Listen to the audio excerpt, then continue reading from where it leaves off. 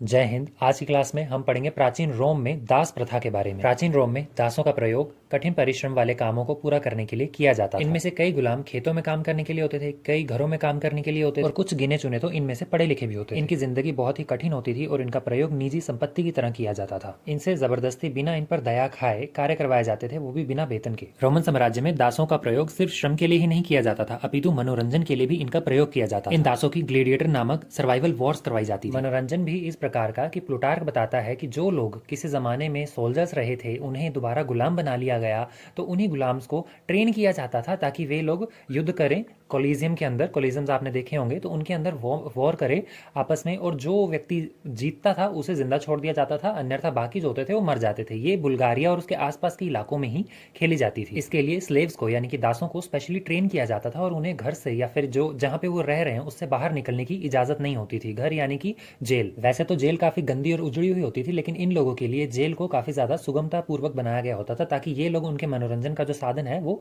खत्म ना हो। सर्दियों में इनके फर्श को गर्म किया जाता था, गर्मियों में इनके फर्श को ठंडा करने के लिए अलग अलग प्रकार की लकड़ियां बिछाई जाती थी और हर दिन इनको खाने के लिए खाना भी दिया जाता था ताकि ये लोग अच्छे से लड़ाई कर सकें। ये साम्राज्य के इकलौते दास थे जिनकी जिंदगी काफी ज्यादा अच्छी थी और इन्हें 32 स्क्वायर फुट के कमरे में रखा जाता था। इन्हें सुबह शाम ग्लेडिएटर नामक गेम के लिए ट्रेन किया जाता था और भूखे शेरों के आगे फेंक दिया जाता था मनोरंजन के नाम पर। इसके बाद वे दास आते हैं जिन्हें असल में गुलामी के लिए रखा जाता था। इनसे बड़े बड़े भवनों का निर्माण करवाया जाता था, वो फ्री में।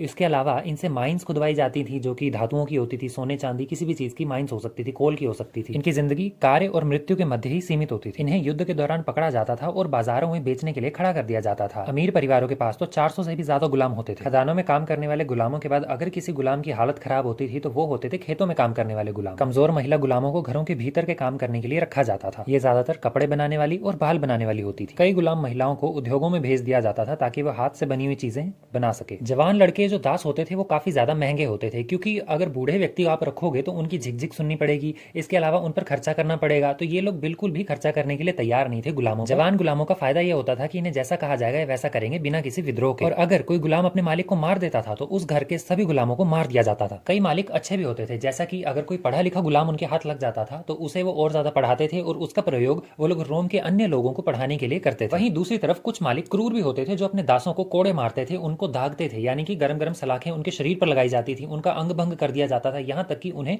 मौत की सजा तक भी सुना दी जाती थी। अगर कोई गुलाम अपने मालिक का प्रिय होता था तो ये भी चांसेस होते थे कि उसे वो कुछ ही समय में स्वतंत्र कर देंगे। यही तो सबसे ज्यादा गुलामों की चाह होती थी। इतिहासकारों को यह भी पता चला है कि कुछ जगहों पर ऐसे स्लेव्स भी होते थे जिन्हें खुलेआम छोड़ दिया जाता था। वो चाहे तो घूम सकते थे, क्राउड्स में गायब हो सकते थे, कुछ भी कर सकते थे, उन्हें खुला छोड़ दिया जाता था और वो घर अपने आप आ जाते। वहीं दूसरी तरफ कुछ ऐसे मालिक होते थे जो भीड़ में जाना पसंद नहीं करते थे, इसलिए वो अपने आप को पालकियों में उठवाकर दासों के द्वारा कहीं भी आना जाना या क्राउडेड एरियाज में जाना पसंद करते थे। हैरानी की बात यह है कि गुलाम भी नॉर्मल कपड़े ही पहनते थे, बिल्कुल जैसे कि मालिक लोग या फिर आम जनता पहन रही है।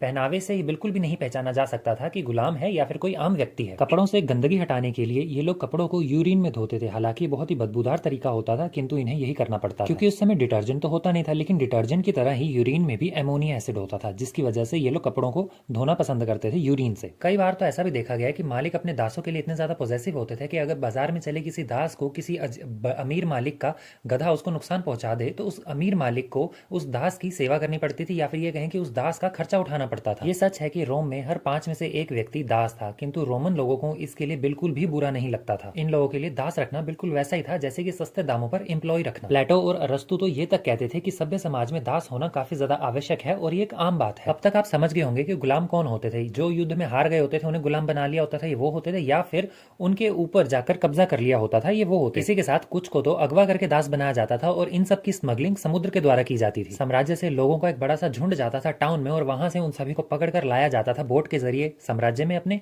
और यहाँ पर बाजारों में बेचा जाता था। और अगर इनके साथ कोई बच्चा होता था उस बच्चे को भी दास बना दिया जाता था। बताया जाता है कि गुलामों को अपना परिवार साथ में रखने की आज्ञा नहीं थी, उनका जीवन बस काम करने के लिए होता था और मरने के लिए। दासों को रखना आपके सामाजिक रुतबे को बताता है। जैसे कि आज के समय में हम वस्तुओं को अपने पास रखते हैं जो बहुमूल्य वस्तुएं होती हैं, हमारे स्टेटस को दिखाती है, वैसे ही उस समय में दासों को रखा जाता था, लेकिन बस इतना फर्क है कि दास जो वस्तु की तरह समझे जा रहे हैं वो बोल सकते थे। कुछ गुलाम काफी ज्यादा खास होते थे क्योंकि वो तो फिलोसफी वगैरह पढ़ा सकते थे, तो ऐसे गुलाम काफी ज्यादा महंगे होते थे, बहुत ज्यादा हायर वैल्यू होती थी इनकी एज कम्पेयर टू दो स्लेव्स जो खदानों में काम कर रहे हैं। बेसिकली इन दासों से इतना ज्यादा काम करवाया जाता था कि ये लोग अपना शरीर तक नहीं हिला पा रहे थे, इनका शरीर बुरी तरह से अकड़ चुका था या फिर ये कहें कि टूट चुका था, क्योंकि ये लोग बिल्कुल भी काम करने की हालत में नहीं थे, इनसे बहुत ज्यादा काम निचोड़ लिया गया। कुछ दासों की स्थिति इतनी ज्यादा अच्छी थी कि उनके मालिक उनसे बहुत ही मामूली काम लेते थे और ये मानते थे कि आपको दासों से थोड़ा ही काम लेना चाहिए या फिर उतना ही काम लेना चाहिए जितना कि वे कर सकें। इसके अलावा अगर आप उनसे ज्यादा जबरदस्ती काम करवाओगे तो आपको और नए दास खरीदने पड़ेंगे, तो ये तो ओकेजनल स्लेवरी हो जाती है। तो ओकेजनल स्लेवरी से बचने के लिए ये लोग अपने दासों के साथ अच्छा ट्रीटमेंट करते थे और दास भी काफी ज्यादा खुश रहते थे। जिन गुलामों को अच्छा खाना मिल जाता था वो कठिन परिश्रम करने से चूकते नहीं थे और काफी ज्यादा खुश रहते थे। इसका फायदा ये होता था कि गुलामों में अपने मालिक के प्रति या फिर मालिक के प्रति इतना रोष नहीं होता था कि वो उसे मारते, और यही कारण था कि मालिक भी इनसे बहुत ज्यादा खुश होते थे और इन गुलामों को समय आने पर आजाद कर देते थे। तो ये था रोमन साम्राज्य का दास समाज। ये कुछ शॉर्ट नोट्स है, आप देख सकते हो। तो ये सब थी थोड़ी कहानी। अब थोड़ा पॉइंट्स में पढ़ लेते हैं, तो थोड़ा सा इंट्रो समझिए। देखिए, रोमन साम्राज्य में दासों की संख्या बहुत ही ज्यादा थी। रोमन नागरिक जो थे उनसे भी कई ज्यादा दासों की संख्या थी। अब इसकी वजह से काफी ज्यादा नुकसान उठाना पड़ा इस साम्राज्य को, क्योंकि कल को अगर विद्रोह हो जाए तो भैया तुम्हारे आदमी तो कम है, दास ज्यादा हैं, तो आप कैसे हैंडल करोगे। और दासों की वजह से ही यहाँ के जो लोग थे काफी ज्यादा विलासी जीवन जीने लग पड़े थे, आसानी सा जीवन जीने लग पड़े थे और काफी ज्यादा निकम्मे हो गए थे, क्योंकि गिलास उठाने के लिए भी इन्होंने दास तक रखे हुए थे।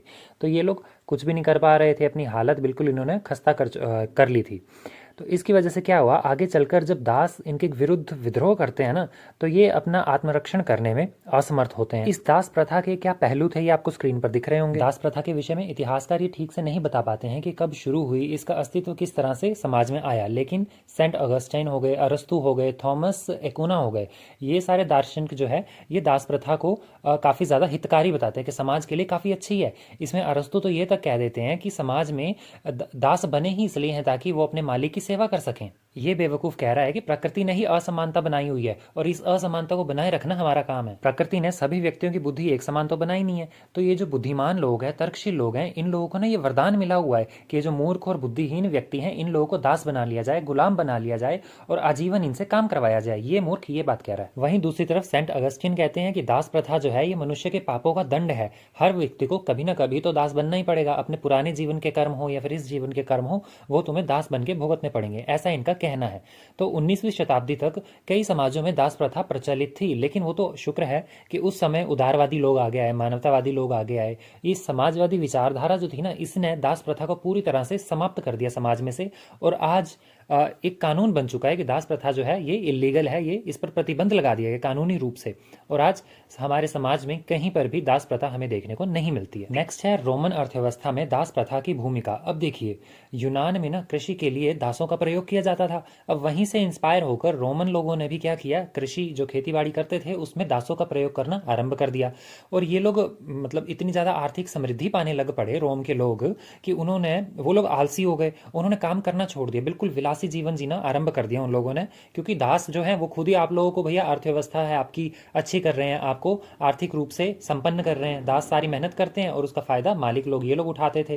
तो इससे क्या हुआ, एक टाइम ऐसा आया कि परिवारों में परिवार के लोगों की संख्या कम है लेकिन दासों की संख्या उससे दुगनी तीन गुनी है। अब ये जो परिवार है ना काफी ज्यादा संपन्न हो गए, कुलीन बन गए थे, कुलीन वर्ग बन गया था एक तरह का। इनके पास काफी ज्यादा भूमि थी, तो भूमि पर किसानों को, ये जो दास किसान है इनको छोड़ देते थे खेती करने के लिए। अब इनके पास काफी सारी संख्या में किसान थे, तो इन्होंने देखा, दास थे, तो इन्होंने जो नॉर्मल किसान होते हैं ना, जो स्वतंत्र किसान थे, उन लोगों से उनकी भूमि खरीद ली और उसके ऊपर अपने दासों को छोड़ दिया खेती करने के लिए। अब इसकी वजह से जिन किसानों ने अपनी भूमि बेची थी, बाद में उनकी हालत भी खस्ता हो गई और आगे चलकर वो भी दास बनने के लिए मजबूर हो गए। धीरे धीरे इन परिवारों के पास, ये जो कुलीन परिवार है, इनके पास बहुत सारी भूमि इकट्ठी हो गई और ये एक तरह से जागीर का रूप ले लिया इन्होंने। और इन जागीरों में से अन्न उगाकर देने वाले होते थे इनके दास, जो भारी भारी हल चलाते थे और इन लोगों को अनाज उगाकर देते थे। काटना भी इन्हीं का काम था, बोना भी इन्हीं का काम था, और इसी के साथ ये लोग चक्की में जो पीसते हैं ना, वो काम भी इन्हीं का था। इसी के साथ अंगूर का रस या फिर जैतून का रस जो होता था उसको निचोड़ने का काम भी ये गुलाम ही करते थे। पशुओं की देखभाल करना भी इन्हीं का काम था।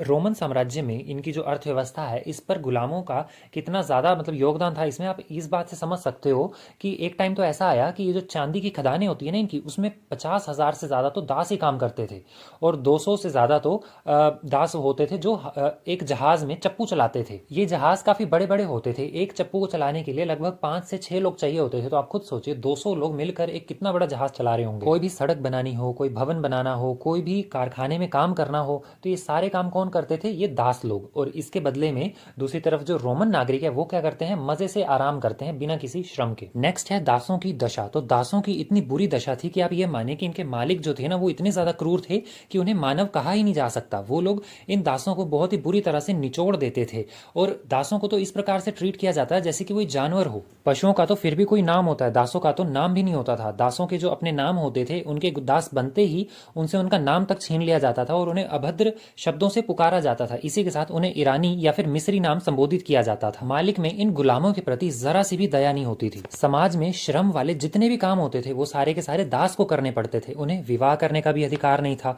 फसलों को काटने के लिए उन्हें एक दिन में 18 से 20 घंटे तक काम करना पड़ता था और इसी के साथ उनकी दशा इतनी ज्यादा दयनीय हो जाती थी कि आप इस बात से अनुमान लगा सकते हो कि जब वो लोग फसलें काट रहे हैं और चक्की चला रहे हैं, तो दास जब चक्की चलाते थे तो उस समय उनके गले में एक बड़ा सा डंडा बांध दिया जाता था, लकड़ी का चक्कर सा होता था, वो डाल दिया जाता था ताकि अनाज पीसते समय अनाज का एक दाना तक वो अपने मुंह में न डाल पाए। उनको साल में एक बार ही कपड़ा दिया जाता था और उस कपड़े को उन्हें पूरा साल चलाना पड़ता था, वो भी तब जब ये इतना ज्यादा श्रम कर रहे हैं। वो तो फट जाते होंगे 1-2 दिन में, इसलिए अधिकतर समय तक दास जो होते थे वो नंगे ही रहते थे। उनकी हालत इतनी ज्यादा दयनीय थी कि जो कपड़े फट गए हैं, उनके चिथड़े उड़ गए हैं, उन पर भी उनका अधिकार नहीं होता था, क्योंकि उन्हीं चिथड़ों की सहायता से स्वामी जो होता है वो अपने लिए कंबल बनवाता था। इतनी दयनीय हालत के कारण उनका जीवन जीना काफी ज्यादा असंभव हो गया। उनकी हालत बहुत ही ज्यादा नाजुक हो गई और नाजुक लोगों को, जो दास किसी काम के नहीं रहते थे, उन्हें ये लोग मरुस्थल यानी कि रेगिस्तान में भूखा प्यासा मरने के लिए छोड़ देते थे और उसकी जगह नए दास ले आते थे मंडियों से, जो कि काफी आसानी से और बहुत ही कम कीमतों में प्राप्त हो जाते थे। नेक्स्ट है ग्लेडिएटर। इसके बारे में मैंने आपको पहले ही बताया कि रोमन साम्राज्य में